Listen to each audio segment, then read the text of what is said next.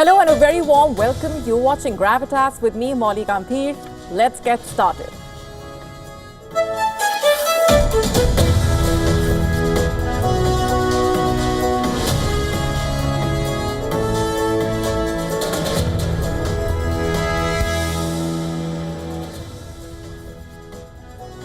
Our top story tonight on Gravitas focuses on Donald Trump's position on Taiwan. Has he betrayed Taiwan after Ukraine? We tell you why that question is being asked.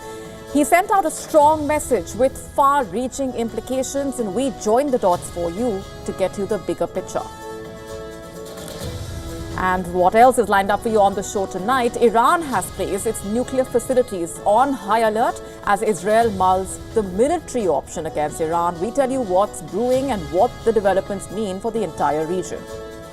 What exactly are zombie cigarettes? Why are they making headlines? And why have they triggered serious concern in Thailand? That's coming up on Gravitas Deep Dive. All this and more coming up.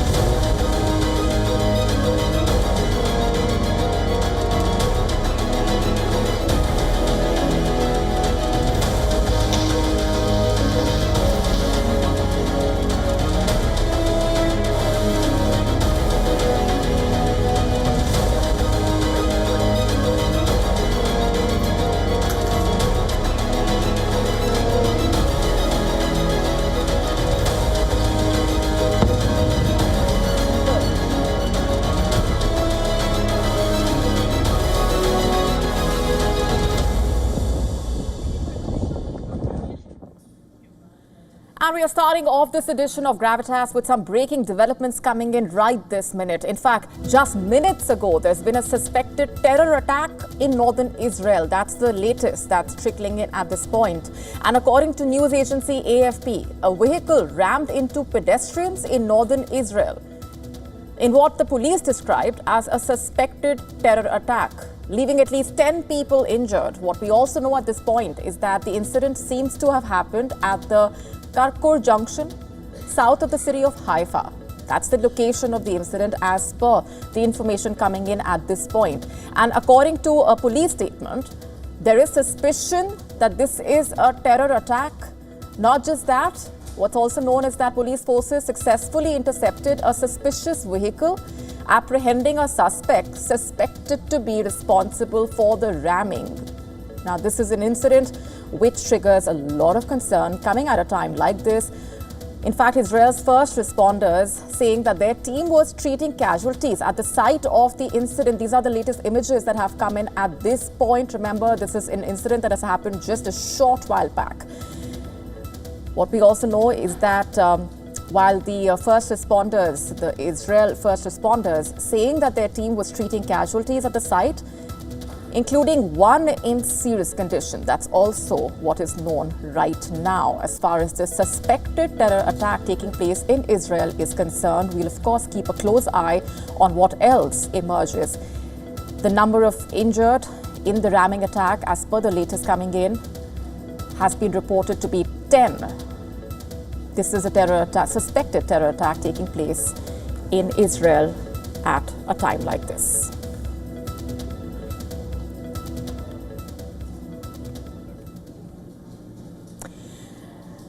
Meanwhile, Donald Trump has betrayed NATO, he has betrayed Ukraine, and now he seems to have betrayed Taiwan.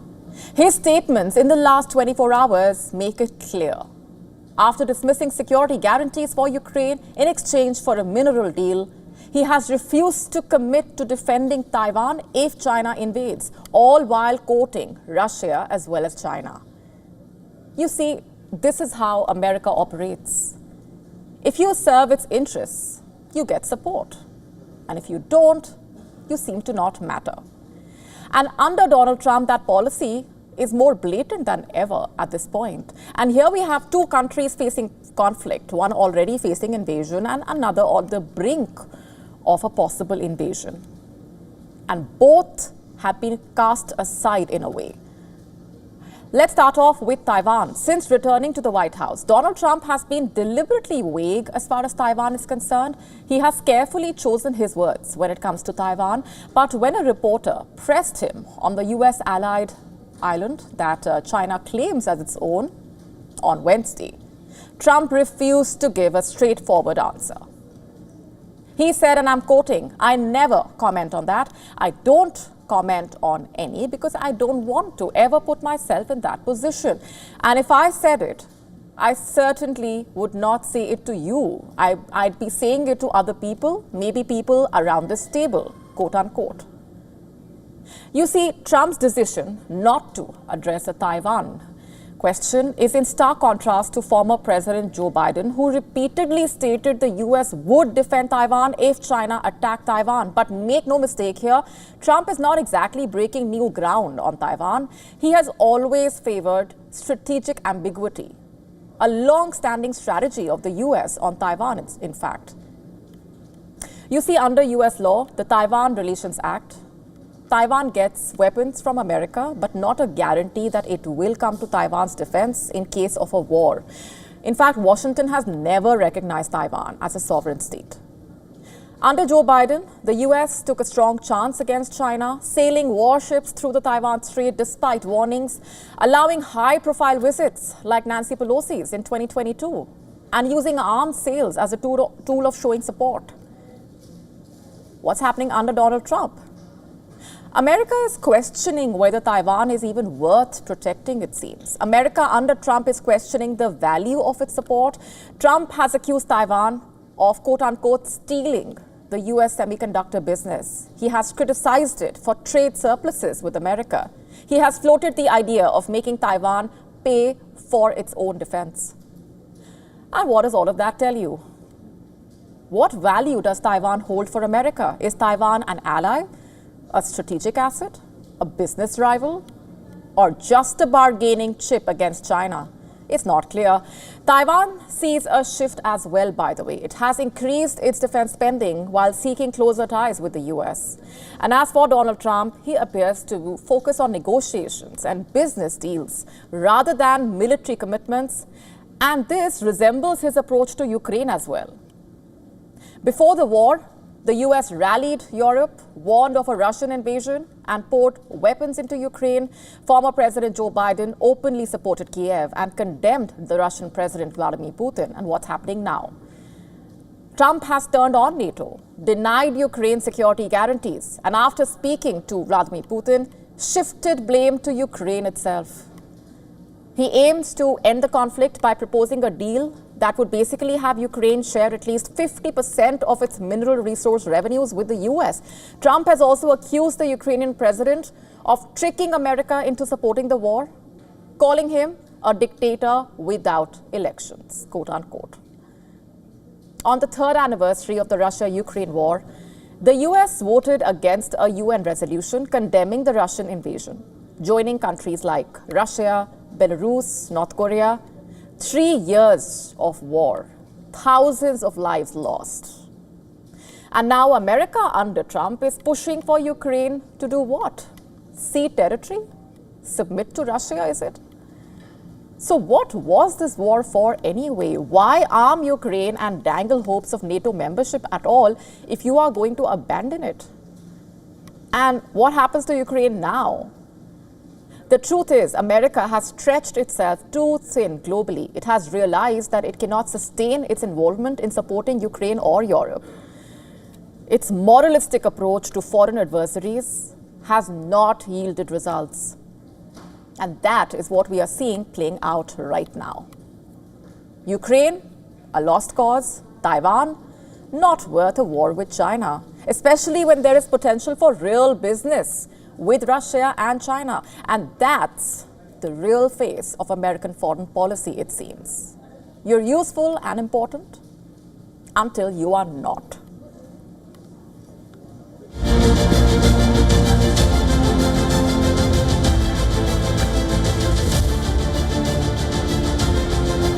I was going to do it on April 1st, but I'm a little bit superstitious, so I made it April 2nd. The tariffs go on.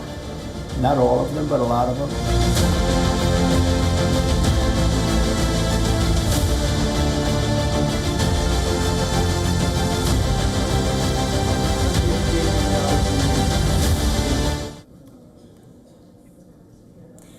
Moving on to a statement from Donald Trump that stood out for more reasons than one.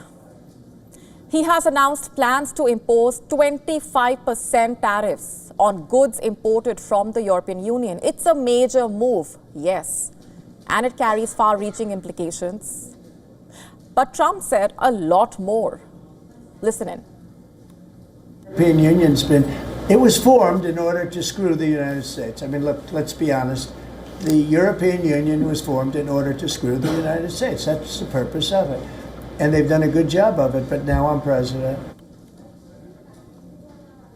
Let's also tell you this.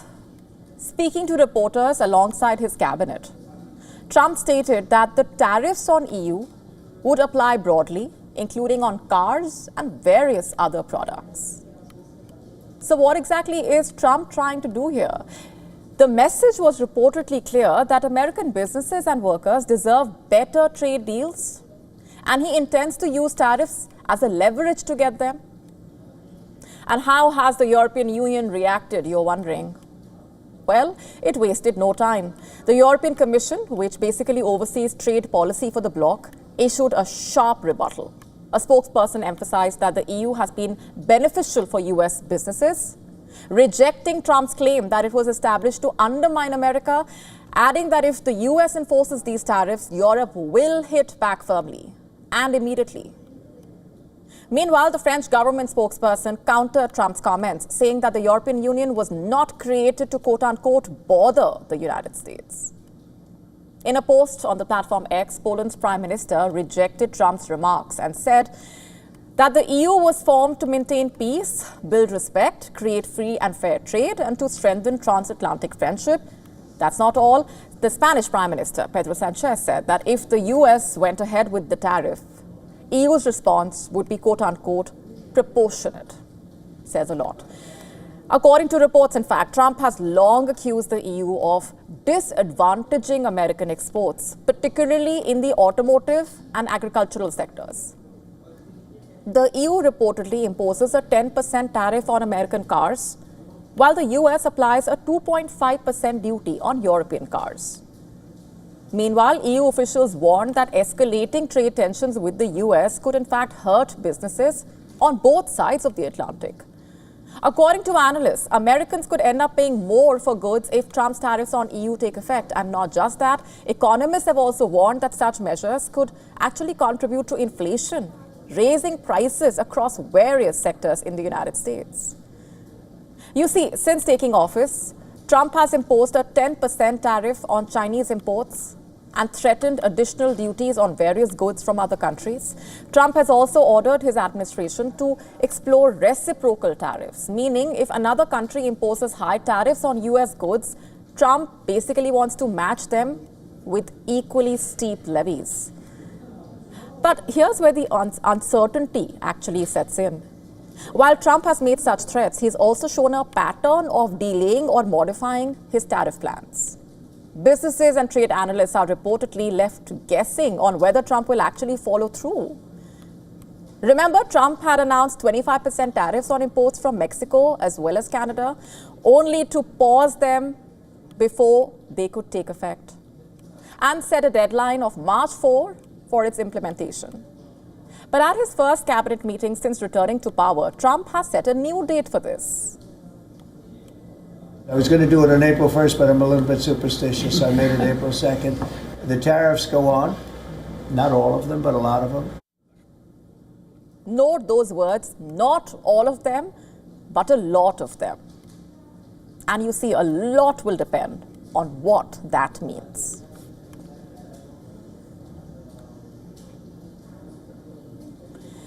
And that's not all that's happening. During a period where Europe faces increasing uncertainty over its own security, Friedrich Merz, poised to become Germany's next chancellor, traveled to Paris to meet the French President Emmanuel Macron. Reportedly, their discussions included the evolving US stance on the Russia-Ukraine war and the broader question of Europe's defense autonomy.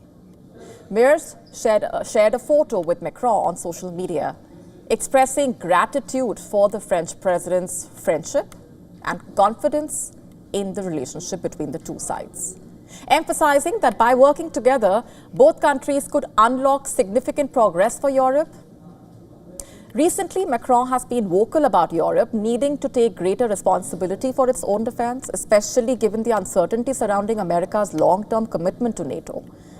The continent is reportedly now rethinking its entire security framework. Imagine that. The French president has even proposed extending a nuclear umbrella over Europe. We told you about this. Mayors echoed these sentiments, urging serious discussions about Europe's security, warning that under Donald Trump's leadership, the US had become increasingly indifferent to Europe's fate, and that the traditional reliance on Washington for protection can no longer be taken for granted. France is stepping forward to fill the void. In fact, there are reports of French nuclear warplanes potentially being stationed in Germany, marking a significant shift in European defense strategy. As the US aims to reduce its military footprint on the continent, Europe faces a rather crucial question.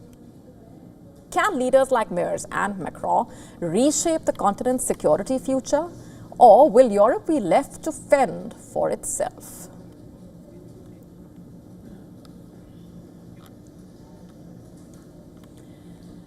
Why is Donald Trump raising funds for Pakistan's F-16s? That's the next question we are asking. Despite the 90-day freeze on foreign aid, Donald Trump has released $5.3 billion in funds for security and counter-narcotics, including a $397 million in funding to monitor Pakistan's F-16 fleet. The funds are reportedly intended to sustain Pakistan's F-16 fleet for counter-terrorism operations, with strict oversight to ensure that they are not used against India. The report comes days before the 6th anniversary of the Balakot airstrikes that India carried out in Pakistan's Khyber Pakhtunkhwa province. In 2019, India struck Jaish-e-Mohammed terrorist camp in response to the Pulwama terror attack. The Pulwama attack is one of the deadliest attacks on Indian soil, where 40 soldiers were killed by terrorists.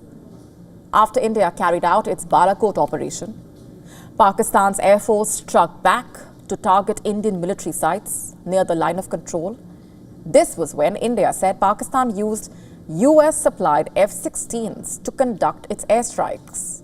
New Delhi also publicly showed the fragments of the missile that was fired from an F-16 during the dogfight between Indian and Pakistani air forces.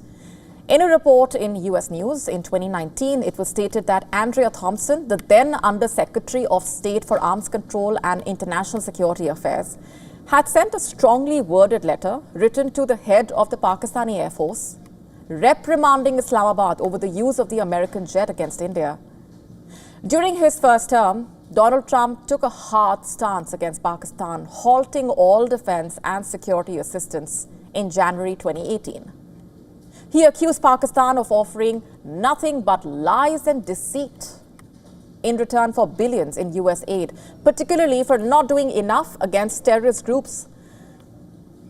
However, in July 2019, after a meeting with then Pakistan Prime Minister Imran Khan, the Trump administration approved $125 million in technical and logistical support for Pakistan's F-16s. The Biden administration, in contrast, reversed Donald Trump's 2018 suspension outright in 2022, approving a $450 million F-16 sustainment program. This package basically focused on maintaining Pakistan's existing fleet, covering spare parts, software updates, and technical support without adding new weapons or capabilities, a decision that was criticized by India. The US relies on programs like Blue Lantern and a Golden Sentry for end-use monitoring. While globally successful in preventing unauthorized transfers, these systems have rarely been tested during live military crises, such as the 2019 India-Pakistan standoff.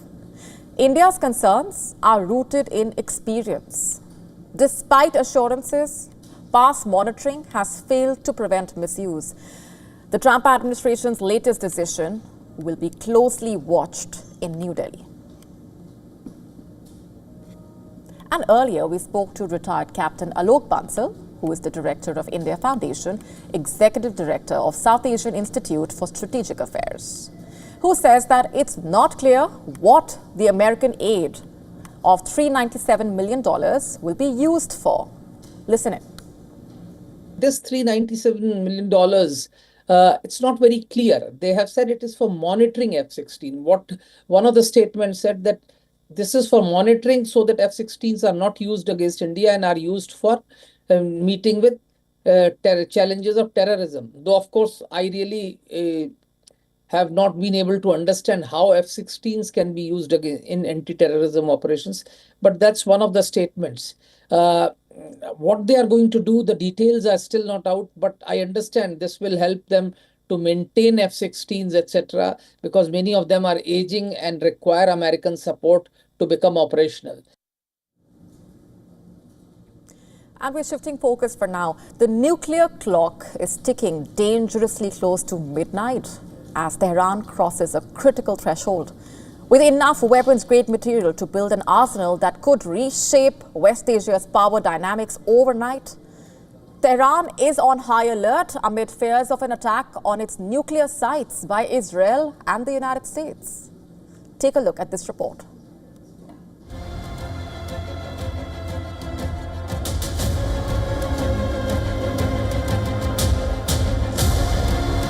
Iran has sharply increased its stockpile of highly enriched uranium in recent weeks, according to a UN report. This comes at a time of rising tensions between Tehran and Washington. Iran is now producing enough fissile material in a month for 6 nuclear weapons. The increase in Iran's holding of uranium enriched to 60% or nearly weapons grade will be enough to produce 6 nuclear weapons. The report by the Vienna-based International Atomic Energy Agency says as of February 8th, Iran has 274.8 kilograms of uranium enriched up to 60%. That's an increase of 92.5 kilograms since the IAEA's last report in November. That material is a short technical step away from weapons-grade levels of 90%. The fuel could be converted to weapons-grade material in days. Iran has maintained its nuclear program is for peaceful purposes alone. Israel is warning a military option could be required to stop Iran from building nuclear weapons and is looking to US President Donald Trump for help in ramping up pressure on the Islamic Republic. Now, Tehran has deployed additional air defense systems around key nuclear and missile sites. Last year, Israel carried out a wave of retaliatory airstrikes on Iran after Tehran carried out a second missile attack on Israel. US intelligence assessments show that Israel is considering strikes on Iran's nuclear program and that the attacks could come as soon as mid-year. Iran is also expanding its military might. This week, the country introduced the Yak-130 advanced fighter jets into active service.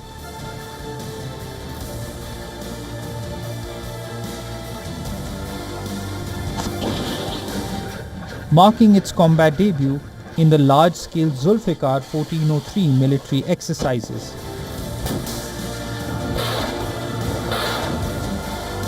The country also showed its upgraded hovercraft fleet, equipping these amphibious vessels with long-range missiles.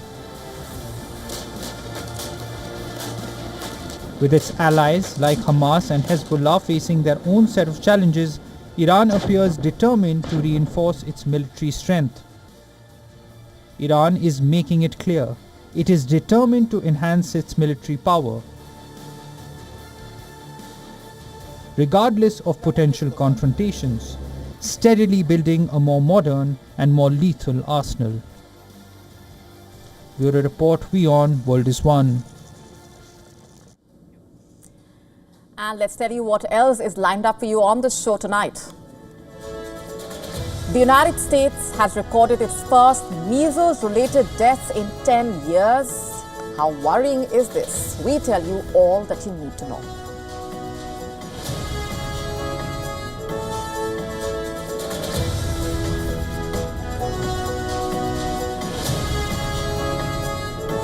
We get you a special report on the widening wealth gap in the United States. and why it matters.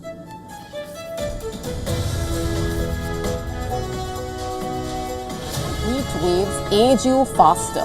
We tell you what a study says, and let me warn you, it's bad news.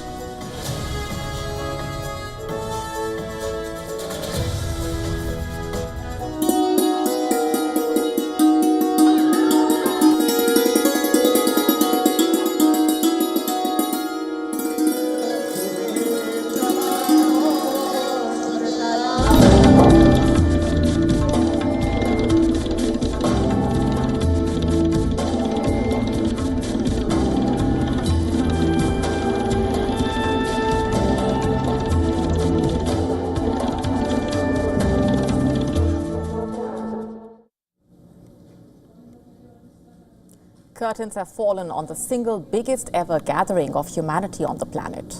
The Maha Kumbh Mela in India's Prayagraj officially ended on Wednesday with the holy dip on Maha Shivratri.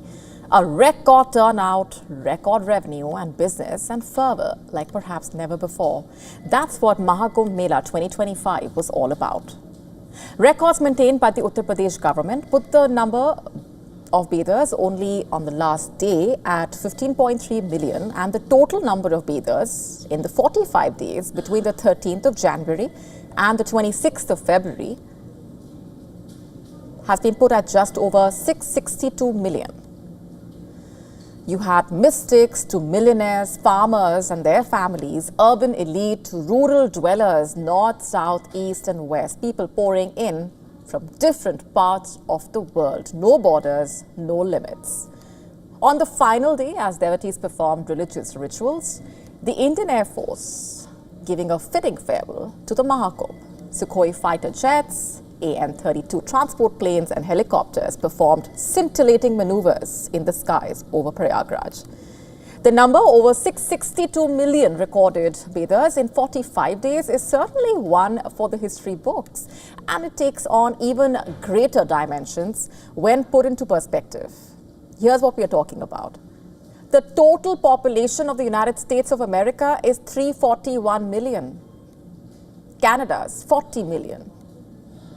You have 381 million as the total, and that's still way behind the Maha Kumbh numbers. The EU has 449 million, with Germany the largest at 83.4 million. The UK has 68.3 million. Greece, 10.4 million inhabitants, a tiny fraction of the Maha Kumbh numbers. And beyond the religious fervor, a very conspicuous spin-off has been the economics of it all. The economics of scale is mind-boggling, to say the least. According to a reply to the Uttar Pradesh Assembly and an estimate by the Confederation of All India Traders, the 2025 Maha Kumbh generated close to 3 trillion rupees. That's over $35 billion in revenue. And this includes travel, spending on hotels and accommodation, religious items, healthcare, and other services. Perhaps more than anything else, the Maha Kumbh reflects the potential of religious tourism as a revenue generator.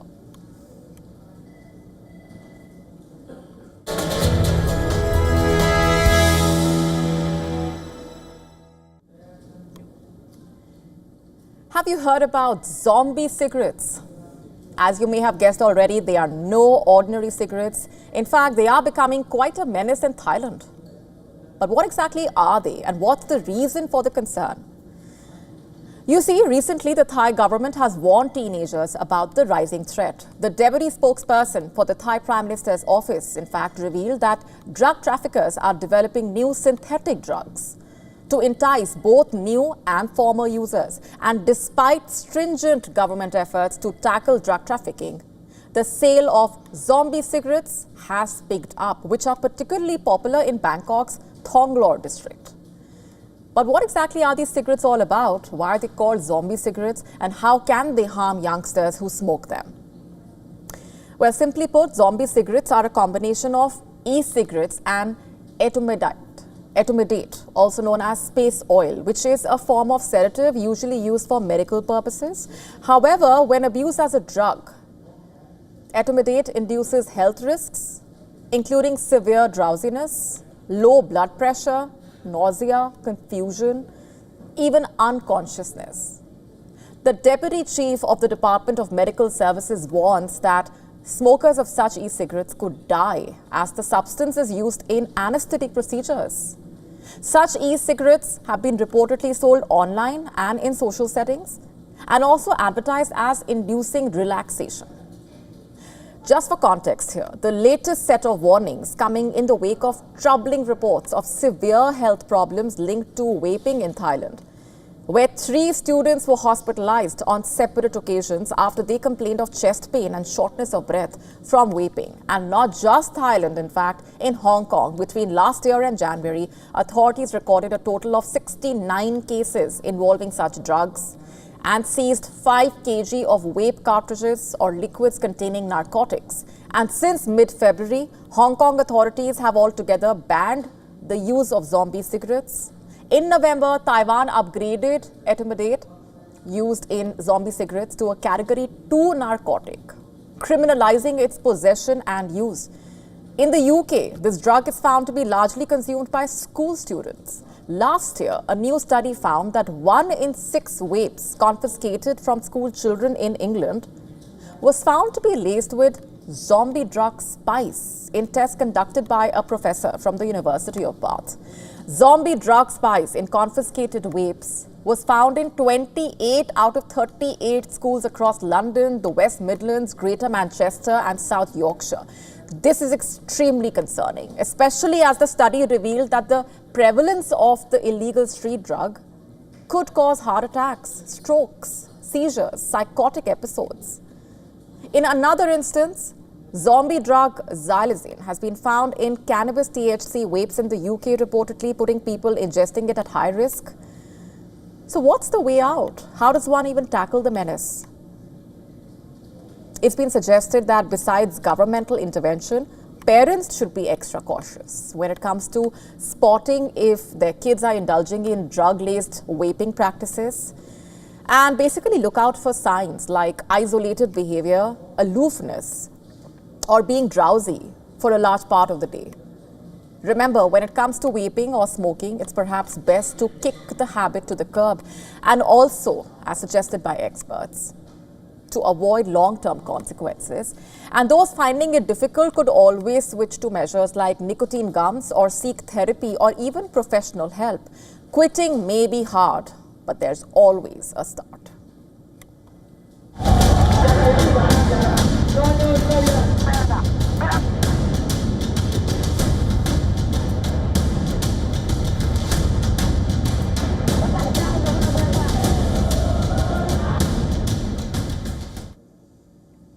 Our next story is from Indonesia, where a punk band has been facing heat from the authorities over a song that they composed. Last week, 2 members of the band reportedly took to social media to offer an apology to the police. Riddled with fear and panic, the band members reportedly begged their fans to delete their song from their collections. This move has sparked outcry from rights groups in the country who basically think the case is yet another example of authorities intimidating artists. But what's so offensive about the song, you might be wondering? The punk rock duo named Sukatani from Central Java went viral after they uploaded a video on Instagram. In the video, they reportedly can be seen apologizing for their song, which denounces police over alleged corruption. To give you the full picture, released in 2023, songs accused the police of taking bribes for issuing driving licenses, avoiding traffic summons, freeing detainees from jail, and conducting evictions. And this month, the song became a viral sensation and became sort of an anthem of the student protesters who took to the streets against the president's budget cuts and policies. But what's really happening here is the immediate question. Was this really warranted? Was an apology really required for something which many argue could be called artistic freedom or freedom of expression? While it was unclear if the band was anyway forced to apologize, critics warned that this could be a continuing trend of the recent flurry of perceived crackdown on art and performances that are critical of the government. And as per activists, if this continues further, In the coming days, more and more artists and performers will be forced to self-censor or hold themselves back over fear of persecution.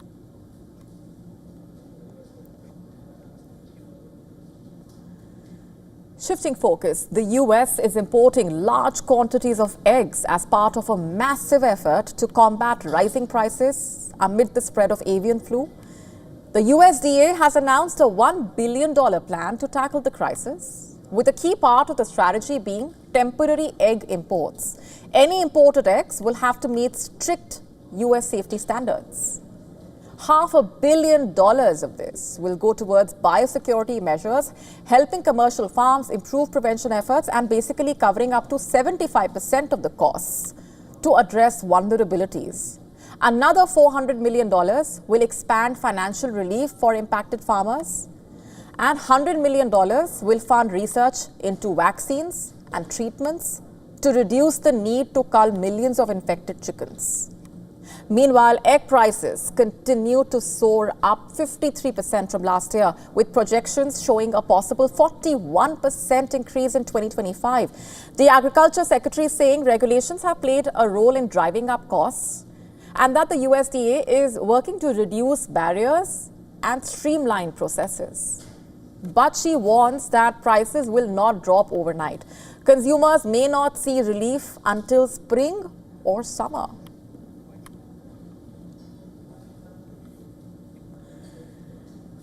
The US has recorded its first measles-related death in 10 years. Let me just say that again. Its first measles-related death in a decade.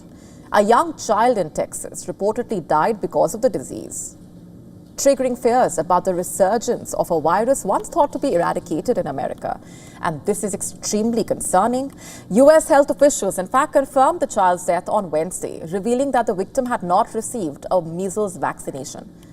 This, by the way, comes amid a growing outbreak in Texas and the neighboring US state of New Mexico, where cumulatively over 130 cases have already been reported this year itself. According to reports, the majority of those infected are unvaccinated children, and the outbreak has led to at least 20 hospitalizations in Texas alone. American health experts warn that this is just the beginning, and cases could surge in the coming weeks as the virus spreads.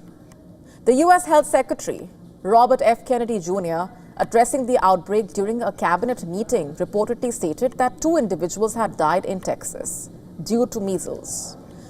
However, Texas and New Mexico health authorities have only confirmed 1 fatality so far. We are following the measles epidemic every day. I think there's 124 people who have contracted measles at this point, mainly in Gaines County, Texas. Mainly, we're told, in the Mennonite community. There are 2 people who have died, but we're watching it, and there are about 20 people hospitalized, mainly for quarantine. According to reports, the last recorded measles-related deaths in the United States occurred in 2015. Just for some background here, the US had declared measles eliminated in 2000, meaning the disease was no longer spreading continuously within the country. However, health experts now warning that the return of the virus is directly linked to declining vaccination rates, and US federal health data reveals a rather troubling trend. Immunization coverage among young children has reportedly dropped from around 95% in 2019 to around 93% in 2023 to 2024. The nearly 2% drop is significant, by the way. It has reportedly left approximately 280,000 American children exposed to preventable diseases like measles. American health authorities explained that while measles was once considered eradicated in the US, outbreaks are becoming more frequent as vaccination rates continue to fall. That we'd eradicated measles from the United States and had really gotten to a point where we just didn't see these kinds of outbreaks happening. Obviously, that has changed over the last 20-something years, and so we do see outbreaks more frequently, but that that is related to how much we're vaccinating our population. When we think about vaccine preventable illnesses, they're only preventable if we have adequate vaccination rates. And as we see those rates start to decline, across the nation, then we'll see more outbreaks. According to reports, in 2023, the United States reported 59 cases of measles from 4 outbreaks. Last year, that number skyrocketed to 285 cases from 16 outbreaks. And now with the US recording that first measles-related death in 10 years, concern has also skyrocketed, triggering fear about what lies ahead.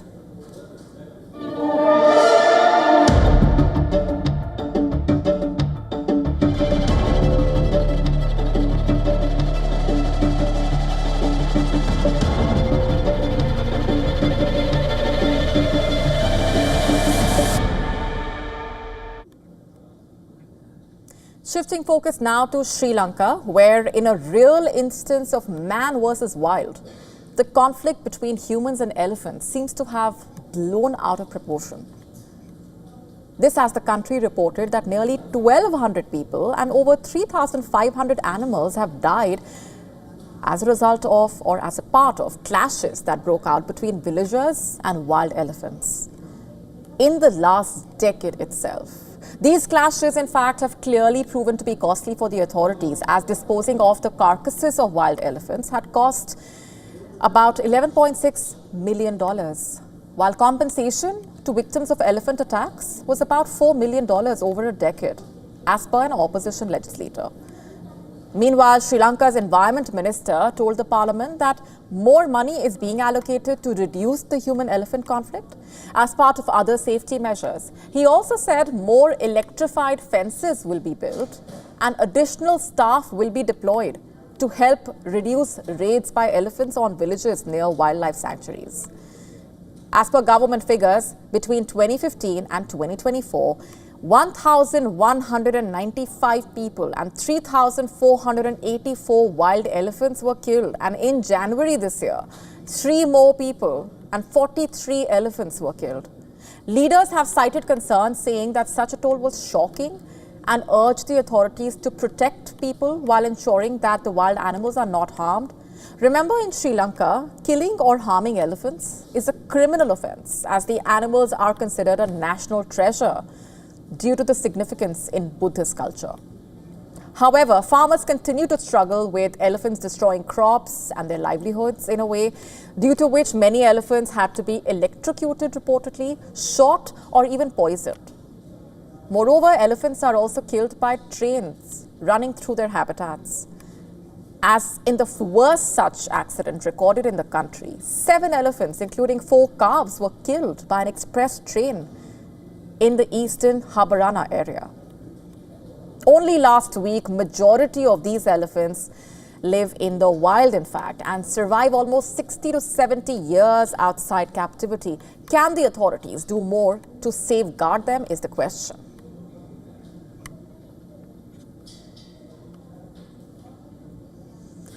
The US economy appears strong on the surface, with low unemployment and stable inflation expectations.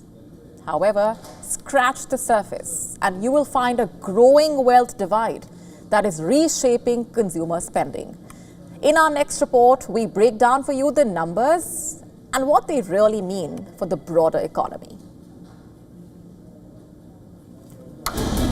The U.S. economy is starting to turn iffy, and a deeper look reveals a widening wealth divide. Households earning above $153,000 a year are driving consumer spending, while those earning below $73,000 face increasing financial strain. Unlike high-income earners, low-income households have limited exposure to appreciating assets like stocks and real estate. Instead, they are relying more on credit cards to maintain their spending power. With credit card interest rates above 20%, financial pressure is mounting, forcing many to make tough choices. Debt levels among lower-income households are climbing, with warning signs emerging in consumer credit data. According to the Federal Reserve Bank of New York, total consumer debt in delinquency is now at a 5-year high. More than 11% of credit card accounts are at least 90 days overdue, the highest since 2011. Additionally, newly delinquent credit card accounts have reached 9%, levels not seen in over a decade. Meanwhile, data from the Philadelphia Federal Reserve shows the share of credit card holders making only minimum payments is now at a 12-year high. These trends indicate growing financial stress among millions of Americans. While there is no immediate crisis, the concentration of spending power among high earners makes the economy vulnerable. If asset values such as stocks, homes, or cryptocurrencies decline, consumer spending could weaken sharply. Consumer sentiment is already showing signs of strain. That pessimism has Americans cutting back their spending. According to a new study from Wells Fargo, more than half of consumers are delaying major life plans due to uncertainty over the economy. Of those, about a third said they were putting off buying a home, while 1 in 6 have postponed education plans, and 1 in 8 have pushed back retirement. At the same time, non-prime borrowers are struggling, with default rates rising faster than broader credit population. However, some economists remain cautiously optimistic, noting that while delinquencies are high, their rate of growth has slowed. Still, as financial pressures persist, experts warn that the resilience of the U.S. economy will depend on how well consumers manage rising debt, high borrowing costs, and the Trump effect. This is Bureau Report.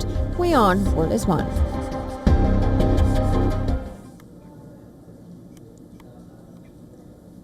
Shifting focus for now, Oscar-winning star of The French Connection, The Conversation, Superman Gene Hackman, has passed away at the age of 95. Bodies of the Hollywood legend and his wife, Betsy Arakawa, were discovered in their New Mexico home. Hackman had lived in New Mexico since the 1980s and married Arakawa in 1991 after meeting her in the gym where she had then worked.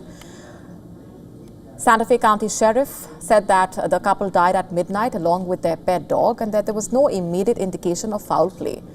But many theories around the mysterious death of the actor, his wife, and their dog have been doing the rounds. Some suspect foul play, others hint at death by suicide. Though there has been no communication on the cause of death yet, Francis Ford Coppola was amongst the first to pay tribute to Hackman, posting a photograph of them on the set of 1974's The Conversation on Instagram. Edgar Wright remembered Hackman as the greatest on X, while George Takei called him one of the true giants of the screen. The veteran star enjoyed a 40-year career in films before he retired in 2004. An intense actor, Hackman won 2 Oscars for The French Connection and Unforgiven, one of the rare Hollywood stars to get critical acclaim in independent films and appear in blockbusters. To a generation, he was also known for playing Lex Luthor in the original Superman film starring Christopher Reeve. The former Marine Hackman appeared in more than 80 films as well as on television and the stage during a lengthy career that started in the early 1960s.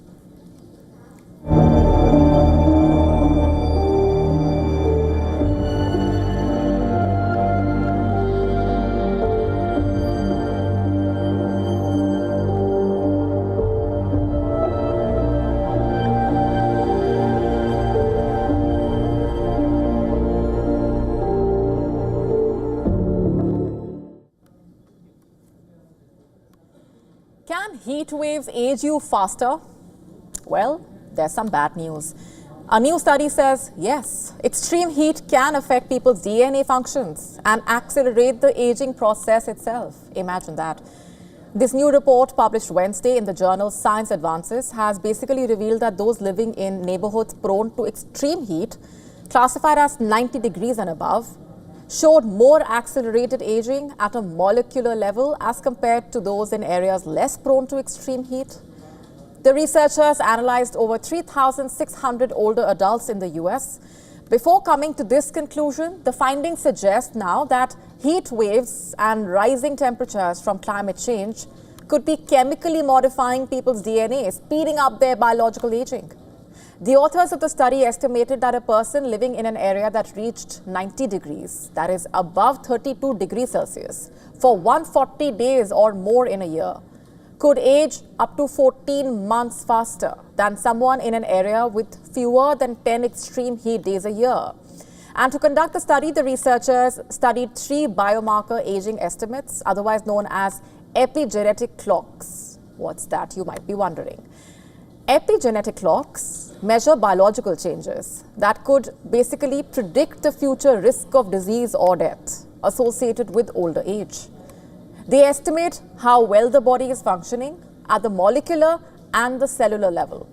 For this study, the markers were derived from blood samples of people above the age of 56, and they then looked at these age estimates alongside 6 years of daily climate data, comparing them across geographies.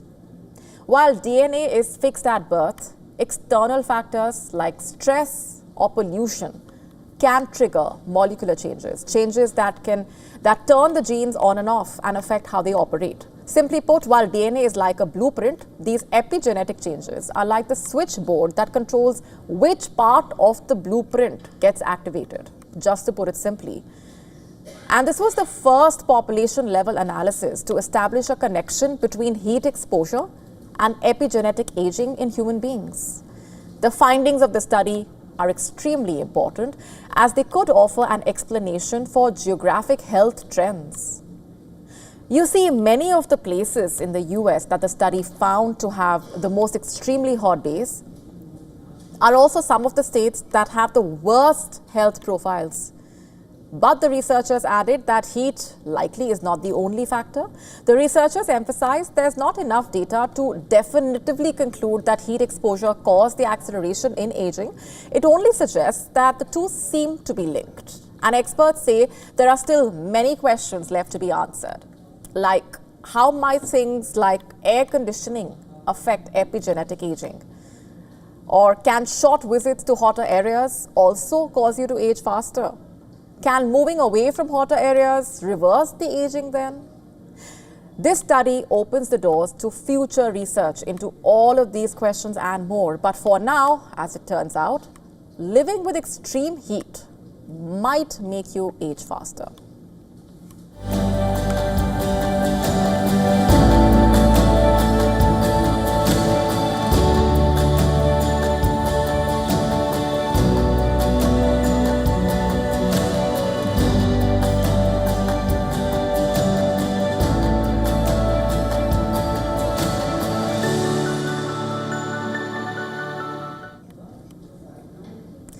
Don't you just love the feeling of having a good meal? Well, it turns out whales express that feeling by singing. I know what you might be wondering. How do we know that? Well, thanks to a study. More specifically, a 6-year study. One of the key findings is related to whales' acoustic behavior. Audio recordings were examined, and just for context here, what did the analysis of the sound recordings reveal? Whales can be heard from far away. In fact, the study used sound recordings, photo identification, diet analysis, apart from other means, to find out more. The study started in 2015, and what was found? That the whale species examined sang the least during heat wave and sang more as the foraging conditions improved over the next 2 years. So basically, we can say that their singing behavior could be closely linked to food availability. The research, in fact, also shows listening to whales is much more than just a rich sensory experience. It's more important than that. It tells us more about them and, in turn, helps us understand them better. So this underwater symphony, as it can be called, is more than just singing. It also is an integral tool to improve our understanding of what's happening in our oceans and the impact on marine life.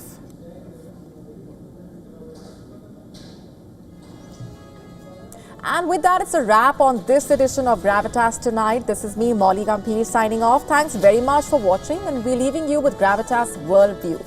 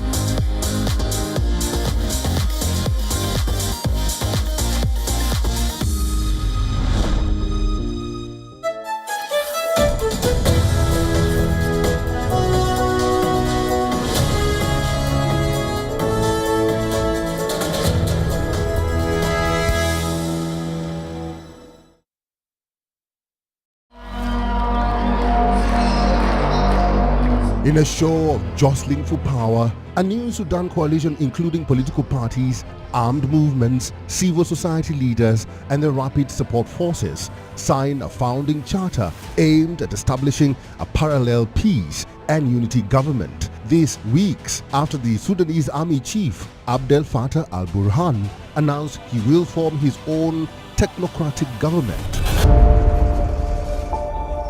Ugandan opposition figure Kizza Besigye appears in court in the East African nation's capital, Kampala, amidst concerns over his health following his hunger strike in protest over his detention.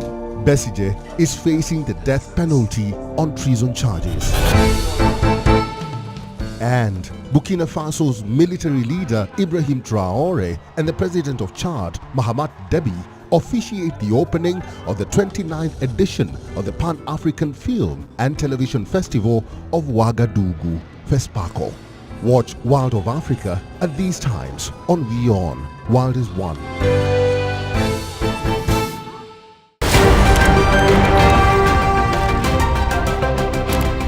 Ready to dive into your daily dose of news? Bringing you what's trending in the West and all that's setting trends in the East. And all of this served up with a side of insightful banter. We don't just bring you the latest stories. We bring you your talking points for the day. And while you do that, from the busy streets of New York, I will provide you with deeper insights on the developments through the course of the day in the U.S. The show that keeps you ahead of the global curve. A conversation you'd want to be a part of. A place where news becomes an engaging exchange. We bring you stories that impact your present. This is World DNA. Join the conversation.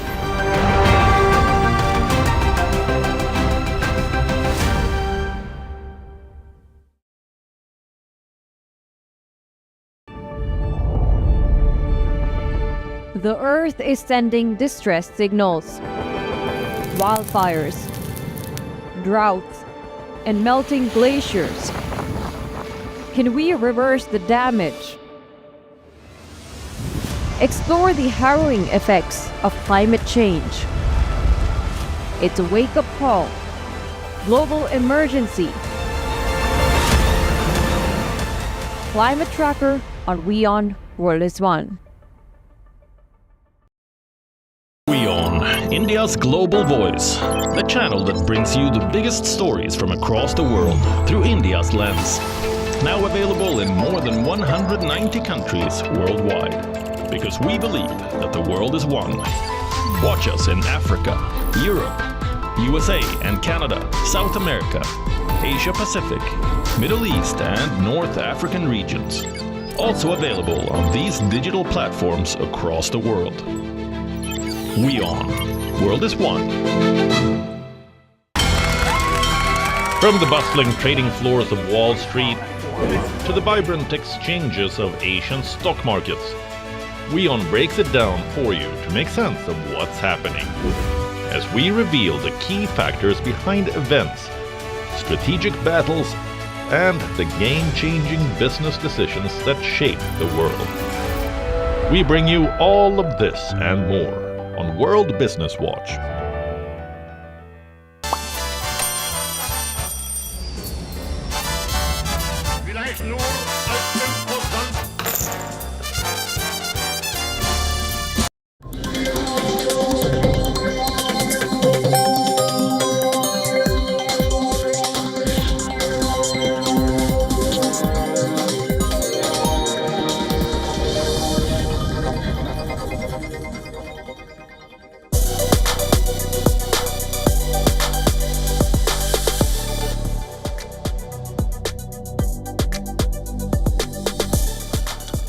Hello and welcome. You're watching WION World is One. My name is Mohammed Saleh, and let's start this broadcast by taking a quick look at what is making headlines at this hour.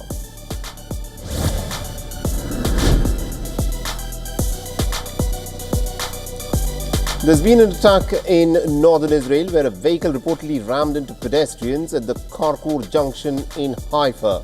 At least about 7 people have been injured. Hamas has praised the attack.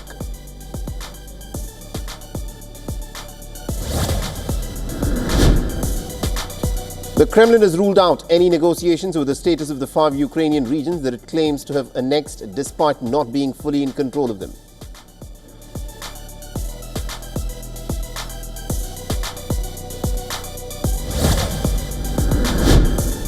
The United States has slashed its multi-year aid contracts by 92% as it seeks around $60 billion in terms of savings in development and overseas humanitarian programs.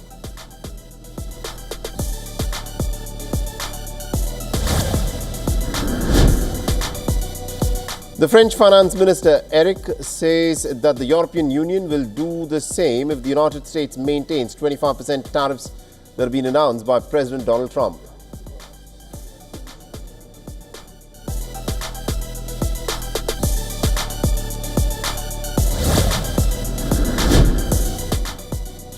The United Nations Human Rights Chief has warned about the risk of a further escalation of the war in Sudan, saying that there is a growing risk of deaths from starvation on a pretty large scale.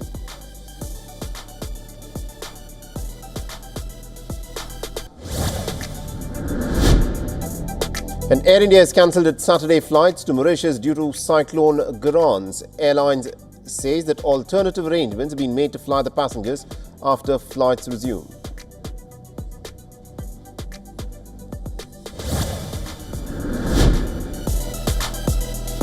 A 2-day strike by the ground crew and security staff at Munich airport, Germany's second largest, leads to cancellation of over 700 flights.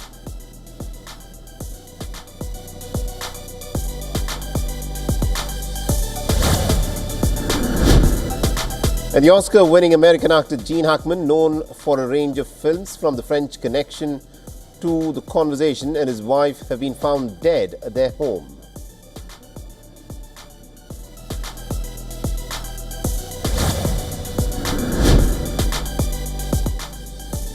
And the former US Open champion Emma Raducanu will return to action at the Indian Wells Open just a couple of weeks after a man was given a restraining order for stalking her in Dubai.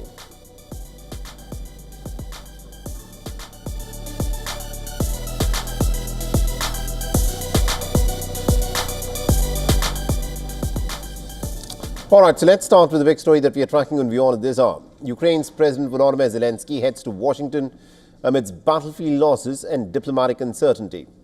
The mineral rights agreement promises